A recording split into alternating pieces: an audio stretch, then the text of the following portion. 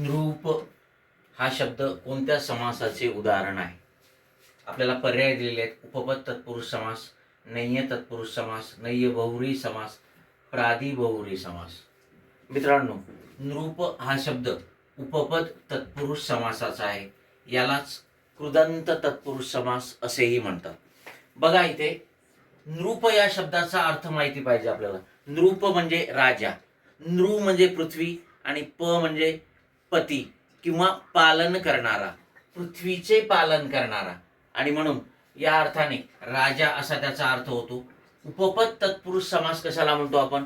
ज्या तत्पुरुष समासामधलं दुसरं पद जे आहे, हे दुसरं पद उपपद असते, धातुसाधित असते, आणि धातुसाधितालाच संस्कृतमध्ये कृदंत असं म्हणतात. हा शब्द क्रियावाचक असतो. इथे प म्हणजे पालन करणारा, पृथ्वीचे पालन करणारा. लक्षात आलंय का? मग हे धातुसाधित आहे, आणि म्हणून जर दुसरं पद धातुसाधित असेल, उपपद असेल, तर त्याला उपपद तत्पुरुष समास म्हणतात.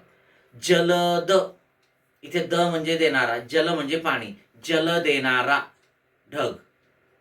खग, ख म्हणजे आकाश, ग म्हणजे गमन करणारा, आकाशात गमन करणारा.